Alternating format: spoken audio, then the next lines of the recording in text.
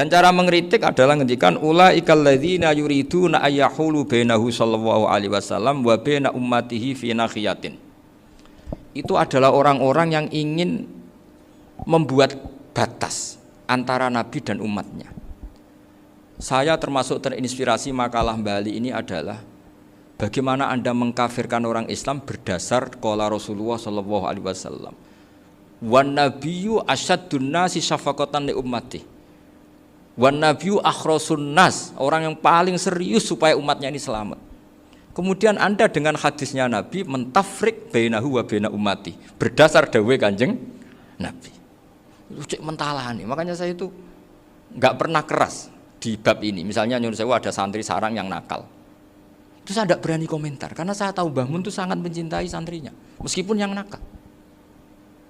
Saya melihat sendiri bukan jari ada santri yang cara pelaturan pondok itu diboyong karena nakal.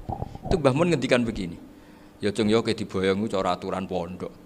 Nah aturannya pangeran ngger kowe tobat dadi wong apik ya dadi wong saleh. Ya kowe kudu tetep sering rene, kowe tetep santriku dunya akhirat. Soal pondok ya ben ana aturan, ben menjen kowe nakal nemen ya diboyong, tapi kowe tetep wong apik. Jadi karena kita tidak mungkin mentafrik bainahu wa baina talamidhi. Kita tidak mungkin mentafrik baina nabi wa baina ummati karena nabi adalah apa? Asyaddun nasi syafaqatan li ummati. Sampai saking sayangnya nabi itu ngendikan syafaati li ahlil kabair min ummati. Lho koyo apa baiknya nabi? Ora melok nakal, ora melok maksiat, tapi melok nanggung swargane. Iku waktu gali sampean wis kowe utang gak apa-apa, bangkrut gak apa-apa, sing nyaur bapak. Gua sampean ngono top tenan.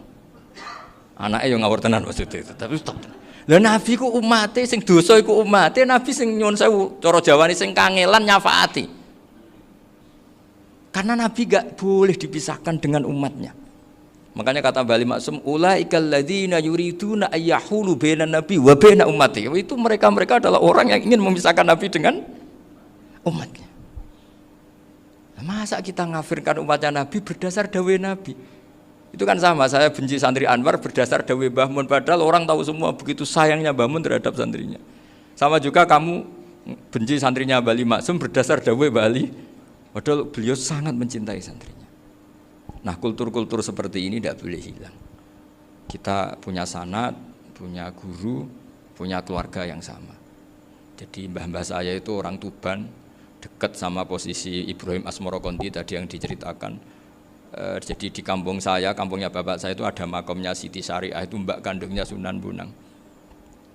Dan bapak dulu sering ngajarin ziarah saya ke Mbak Asyari. Mbak Asyari itu bin Jumadil Kubro, berarti Mbak Asyari itu saudaranya Mbak Ibrahim Asmorokonti, gurunya Sunan Bonang. Jadi Sunan Bonang ke Tuban itu karena disuruh ngaji sama Mbak Asyari, Mudin Asyari itu yang di Bejagung itu. Jadi ini semua sanatnya itu jelas, aturannya jelas. Kan Sunan Bonang bin Ampel bin Ibrahim Asmorokonti bin Jumadil Kubro lah, yang Mbak Asyari ini adiknya Ibrahim Asmorokonti, makomnya di Bejagung di Tuban. Dulu Sunan Bonang sebelum ngaji kemana-mana ngaji di Bejagung itu di Mbak Asyari itu. Terus kemudian Sunan Bonang hidup di Lasem, di Pasujudan di Lasem, makanya Lasem banyak orang alim karena ya dulu Sunan Bonang itu di antara aktivitasnya itu di Pasujudan di Lasem itu. Wafatnya kila di Bonang, kemudian mau dibawa orang Madura ke Madura, terus diambil Mbak Asyari. Pernah mbahnya karena Muammar Mbak Asyari terus dimakamkan di Bonang. Jadi cara berpikir Mbah Ali ini menginspirasi saya. Kita tidak boleh mengkafirkan umatnya Nabi berdasar dawuh Nabi. Karena apa? Itu yang tidak diinginkan Nabi. Nabi itu inginnya yang di luar itu masuk, bukan yang sudah di dalam dikeluarkan. Itu kata beliau ulaikal ladzina yuriduna ayyahulu bainan nabi wa baina ummati. Orang-orang yang tidak mentasrek ziarah pada Nabi adalah orang-orang yang ingin memisahkan Nabi dengan, dan begitu kias berikutnya orang-orang yang sidik-sidik muni ini kafir, ini sudah enggak benar, ini la yurja khairuhu, itu orang-orang yang memisahkan. Dan lucunya berdasar dawuh Nabi.